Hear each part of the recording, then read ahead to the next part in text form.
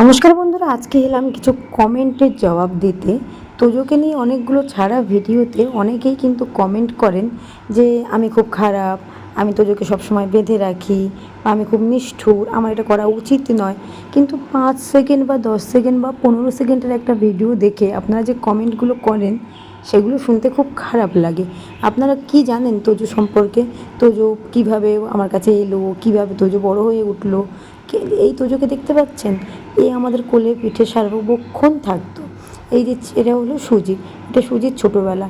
তোজো আর সুজি দুজনে সবসময় খেলা করতো, এবং শুধু সুজিই নয়, তোজো, সুজি, চিনি সবাই। আর তোজো আমার খাটের বিছনাতেই ঘুমাতো, সব কিছু।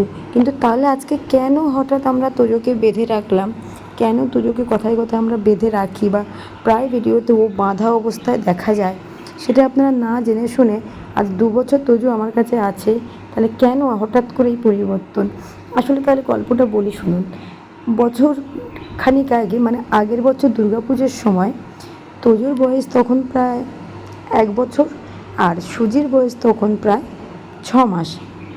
হঠাৎ করে সুজির পিরিয়ডস হয়, হওয়ার পরে যেটা হয় আর কি, যেহেতু দুজন, একজন মেল একজন ফিমেল, তো সেই সময় তোজোকে রাখা এতটাই টাফ হয়ে যাচ্ছিল যে মার পিটাই, মানে সেই ওদের যে সমস্যাটা হয় আর কি, সেটা ওর মানে সেটার জন্য এরকম পাগল হয়ে গেছিলো।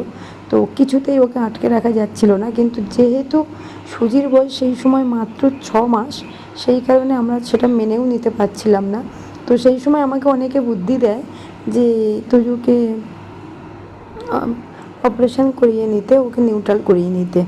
তো সেই সময় পুজোর টাইম আমরা প্রচণ্ড হারে, যেহেতু ওকে সুজির কাছে যেতে দেওয়া হচ্ছিল না, প্রচণ্ড চিৎকার চেঁচামেচি, কামড়াকাটি, তেড়ে আসতে সবাইকে, কামড়াতে সবাইকে, মারতে। তো সেই রকম পরিস্থিতির মধ্যে থেকে আমরা আর কি ওকে বাধ্য হয়ে ওকে রেখে আসি ক্রেসে। সেখানে 5 দিনের জন্য ওকে ক্রেসে রাখা হয়। কিন্তু আমার দুর্ভাগ্য বলুন বা ক্রেস মালিকের নিষ্ঠুরতা বলুন, আমার তোজোকে, যাকে আমি এই 1.5 বছর বয়স পর্যন্ত একা ছাড়িনি, প্রায় 1 বছরের উপরে, কোনো দিন ওকে আমি একা ছাড়িনি, ওকে আমি কোনো দিন বেঁধে রাখিনি, ওকে আমি কোনো দিন ওকে একাকিত্ব কী জিনিস বুঝতে দিইনি। ও অন্ধকারকে ভীষণ ভয় পেত, অন্ধকারকেও ভীষণ ভয় পেত, ঘরের লাইট বন্ধ হয়ে গেলেও কিছুতেই থাকবে না, কান্নাকাটি করতো। তো সেই অবস্থায় আমাকে, যেহেতু ডাক্তার পাওয়া যাচ্ছিল না, কিছু লোক বুদ্ধি দেয় ওকে ক্রেসে রাখতে। ওখানে আরও অনেক বাচ্চারা থাকে, ও কয়েকদিনের জন্য যত্নে থাকবে যতক্ষণ পুজোটা না কাটে। সেই হিসেবে আমি ওকে ক্রেসে রাখি, পার ডে 500 টাকা করে। কিন্তু আমার সঙ্গে ক্রেস মালিক একটু বিট্রে করে, আমাকে উনি বলেন উনি ক্রেসে নিয়ে গিয়ে রাখবেন। কিন্তু 5 দিন পরে হঠাৎ আমাকে ফোন করে, দিদি ও খাচ্ছে না, ও ভীষণ অ্যাগ্রেসিভ হয়ে যাচ্ছে, ও যাকে পাচ্ছে তাকে কামড়াতে যাচ্ছে, কান্নাকাটি করছে, 5 দিন ধরে ও কোনো খাওয়া দাওয়া করেনি, আপনি এসে নিয়ে যান। আমি সাথে সাথে দৌড়ে ওকে আনতে যাই, কিন্তু গিয়ে দেখি একটা বিচ্ছিরি অবস্থা।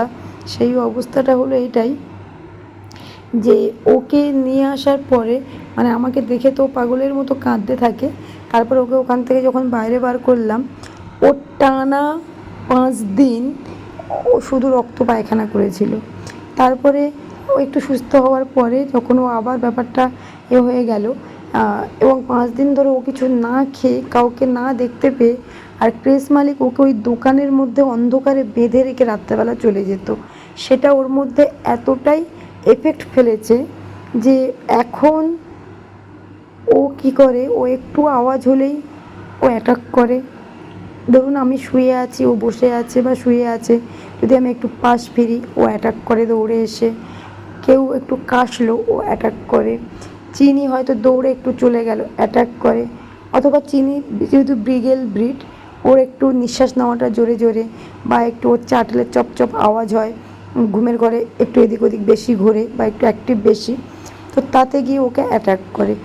রীতিমতো আমাদেরকে যদিও বা কমের ওপরে চোট লাগলেও, যেহেতু আমরা ওর বাবা মা ভাই, ও বুঝতে পেরে সঙ্গে সঙ্গে ছেড়ে দেয়, কিন্তু অনেক বড় ক্ষতি হয়েছে, অনেক বড় বড় প্রবলেম হয়েছে আমাদের, ইঞ্জেকশন নিতে হয়েছে, এরকমও দিন এসছে।